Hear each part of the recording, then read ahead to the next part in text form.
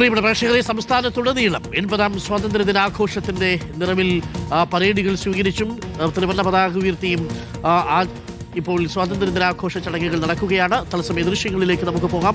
ചെങ്കോട്ടയിൽ പതാക ഉയർത്തിയ പ്രധാനമന്ത്രി, സെൻട്രൽ സ്റ്റേഡിയത്തിൽ മുഖ്യമന്ത്രി വി ഡി സതീശനും ഇപ്പോൾ ദേശീയ ഗീതാലാപനമില്ലാതെ, വന്ദേമാതര ആലാപനമില്ലാതെ തന്നെ ഇപ്പോൾ പതാക ഉയർത്തി കഴിഞ്ഞിരിക്കുന്നു. വയനാട് ടി സിദ്ദിഖും ഇപ്പോൾ കോഴിക്കോട് ബിന്ദു കൃഷ്ണയും ഇപ്പോൾ അഭിവാദനങ്ങൾ സ്വീകരിക്കുകയാണ്.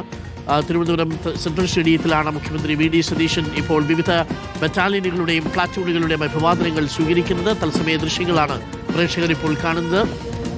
വിവിധ ഇടങ്ങളിൽ നിന്നുള്ള ദൃശ്യങ്ങൾ പ്രേക്ഷകർക്ക് കാണാം. ഇപ്പോൾ ബഹുമാനപ്പെട്ട മുഖ്യമന്ത്രിക്ക് അഭിവാദനം അർപ്പിച്ച് കടന്നു പോകുന്നത് ഇന്ത്യ റിസർവ് ബറ്റാലിയന്റെ ഒരു പ്ലറ്റൂണാണ്. പ്ലറ്റൂണിനെ armed police inspector Ajith Kumar ji നയിക്കുന്നു. ചെങ്കോട്ടയിൽ നടന്ന ചടങ്ങിൽ പ്രതിപക്ഷത്തിന്റെ അസാന്നിധ്യമാണ് ശ്രദ്ധിക്കപ്പെട്ടത്. കോൺഗ്രസ് ആഘോഷ പരിപാടികളിൽ നിന്ന് വിട്ടുനിന്നു. രാഹുൽ ഗാന്ധിയും മല്ലികാർജ്ജുൻ ഖർഗെയും ചെങ്കോട്ടയിലെ ചടങ്ങിനെത്തിയില്ല.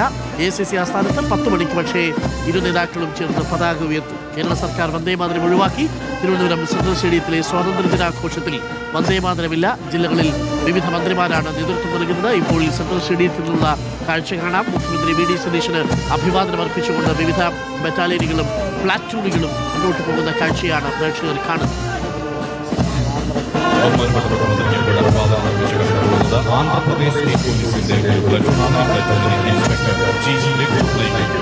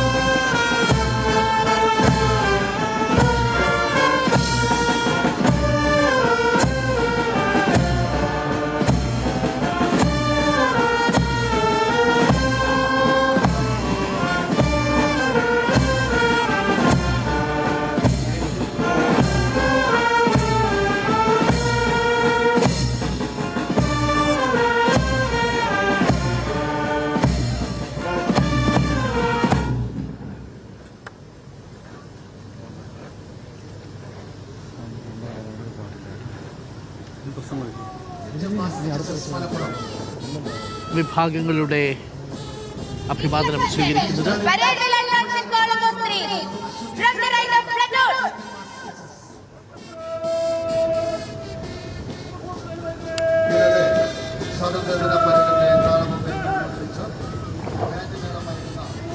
തിരുവനന്തപുരത്ത്